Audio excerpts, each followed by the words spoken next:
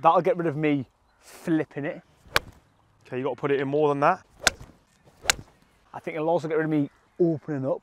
There's no better feeling than when you think you've cracked golf. Hello guys, welcome back to the channel. As always, my lesson is your lesson. Okay, let's chip that, go on. Just chip one with that feel. Push the hip across and just let the club come down. Oh God. Feels different, right? Oh yeah. I think one of the easiest things, we can play about with my grip, and if I can get, instead of getting, like a lot of people say it, like cupped at the top, if I can get flat or even bowed, okay. I feel yeah. like then I wouldn't have to think about as much. Instead of being like that, I'm like that.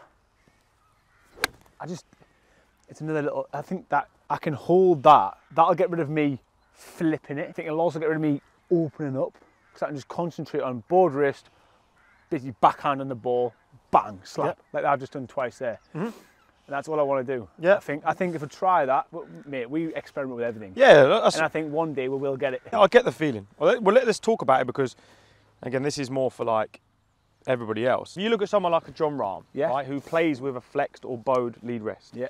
He typically has a weak left hand. Weak meaning that he sees less knuckle, so his thumb is more on top of the grip as opposed to wrap round. Right. You historically have had a reasonably strong grip, which means at the start, you can already see there's an element of cupping in a strong grip. You know, if you're strong, which already promotes a shut club face, and then you add flexion or bowing, you've got a very, that's a Dustin Johnson move. He's strong, then he bows it, which means you have to then tilt a lot at impact, open up crazy amounts and have loads of shaft lean, otherwise that's going left, right? Not everyone can move like that. Yeah. So if you wanted to experiment with flexion or flatter wrist, which does promote a shallower shaft, it will make you feel like you can hold something, your word. Yeah. You can't then have a strong grip and then flex it because of how you pivot. Yeah, that's fine. I can change grip like that. I don't mind changing. So we'd have to weaken off the hand. Yeah, that's fine. And then if you want to add that, we can assess that. Yeah, I think a lot of people can relate to this. On a range and a lesson, you walk out thinking, yeah, I've cracked it. And then you go on the course and it's just, you're trying to get there and bump hips. And I'm like, yeah, it worked. And I was not thinking about it. But then the way I go off and play for a few weeks, it all just... Yeah, always. But that's why I have lessons every month, because it's just to iron out things. I also don't want you to think, and anyone to think, that if you do this just cures the slice. No. Start, you can see it's more flat. Yeah. And the badge of the left hand is facing more down the line already. Yeah. All right? So now that's actually more of a slicer's grip. Okay. But to match that now, because it's already flat, you can maintain or increase the amount of bowing. What have I got to do this hand? So, as normal. Your right hand's fine. Okay. So don't overcomplicate. Now you got loads. So John Rahm, what he does is he puts it in early. It's in, and then he maintains. That's what he does. Yeah. Right.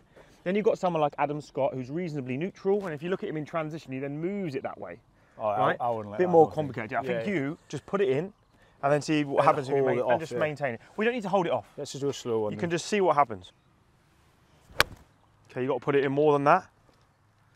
That wasn't a bad shot though. You just let it go at the top. Oh, did I? So yeah, you've got to maintain it all a bit more to the top. So feel like, if anything, you increase it when you get to the top of the swing. Okay. So the back of your glove hand's going to feel like it faces to the sky. Still cupping a little bit. Really? Yeah. So you put it in early, and then just as you get to the top, you let it go. There. It's going to feel like that. Okay. So it's going to feel, if anything, slightly more laid off. Yeah. Yeah, it's going to feel like, so that essentially is now putting the centre of mass behind the hands. Yeah. So you've set it in a position where now if you maintain that, your face is more shut, path is more from the inside, it's going to be more draw biased. Do one with a pause, swing up. Yeah, and then just chip that. Now, you are going to thin the crap out of a lot of shots because you're so shallow. Right. So if you look. The shape's good though. It will be draw biased. A lovely shape. So there's you at the top now. So you see it's a bit more flexed. Now naturally, because you've got what we call more ulnar deviation, which is like a casting motion and more flexion, without doing anything, the shaft will definitely shallow out. Oh, more. Look at that. That's where we at. Jack Durran. But what's important now is you can't have any early, which is what you've had. So you have to match that there is just, that is shallow one without hip bumping. Oh, it's definitely shallower. Definitely shallower. Definitely shallower. If you now have this new comfortable grip in your mind, and don't flex it, you're going to hit it off the planet, right? Right, just so you know. Yeah. Nice. Now with that, right, the one that I'm certainly not against this, I've experimented with this myself, but what I don't want people to think is like this. This is a very gimmicky thing at the moment. Everyone's like, oh, just do this, but it doesn't work for everyone. It doesn't work, yeah. And you have to have a decent level of speed to do this because it does deal off the club and add shaft. Yeah, I'm quite fast. Yeah, you do have speed, so you're fine. So that's feeling flex, so it's quite flat. It's definitely shallower, and then you're more held. Well, that's a good spot. The keys you're going to have to make sure that you always have is the fact that it has to match your grip. So that doesn't feel any. Honestly, it's like to me, I can. Some people struggle to change grip. Yeah, I can literally change grip. I could just change it tomorrow. And I wouldn't. All right. Well, let's keep going. Let's keep. And like, because we're trending towards the season, and I was saying to Tom, because you play so much, it's important that we don't go too much. You need to be clear in your mind, right? And that's going to be the miss now. Thins, right? So if you thin it, you need to now learn to match your pivot to this new shallower action. So before, and this is something that, you know, you're a little bit steep in the shaft occasionally, which means through the ball you would always have a little bit of an early extension. So now I can stay down a bit longer. Keep the left shoulder moving down as you're swinging. So the concept really it's basically called a constant radius pattern, okay? So you basically set in the grip in a certain position. You're going to try and set this radius quite early. Yes, I do. And then all you're going to try and do is just turn and then unturn. That's in your head. That's how simple it's going to feel. So you can see now the club face is in a much more strong or shut position. Yeah.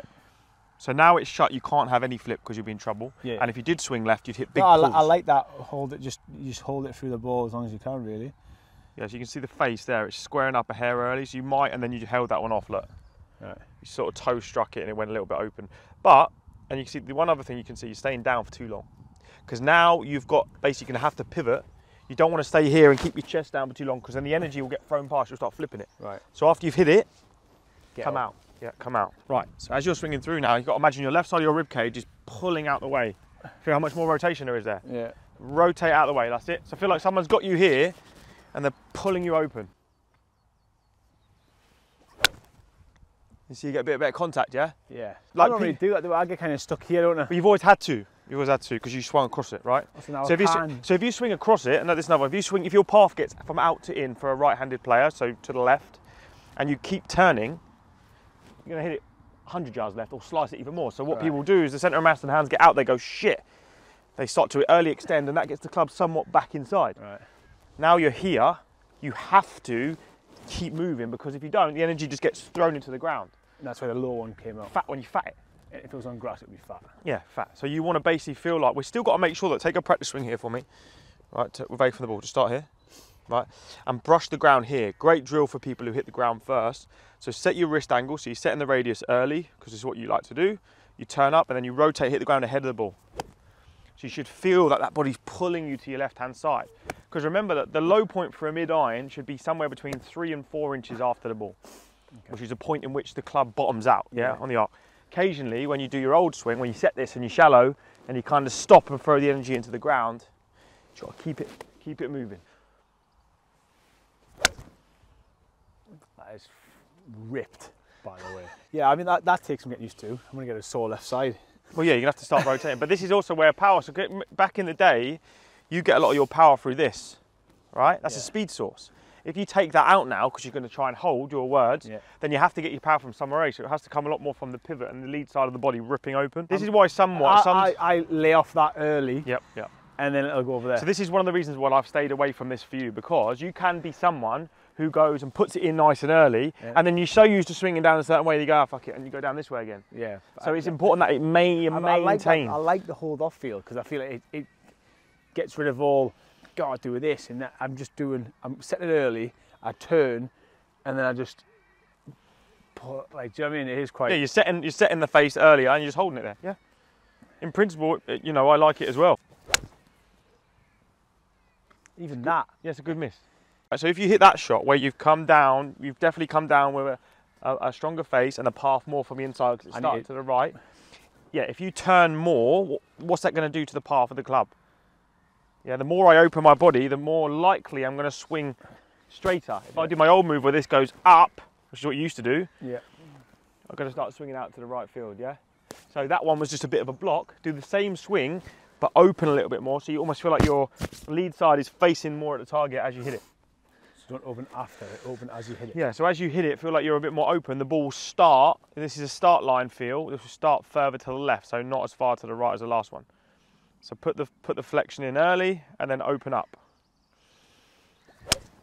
You see how it straightens it up? There's no better feeling than when you think you've cracked golf and then it just comes back. Yeah. Comes back like all Every week I think I've cracked golf. It comes back. And then I remember why I'm a coach. It just comes back and bites you in the arse like all Woodley and you're like, no, you haven't cracked it. There's a 91. Yeah, great, wicked, love that.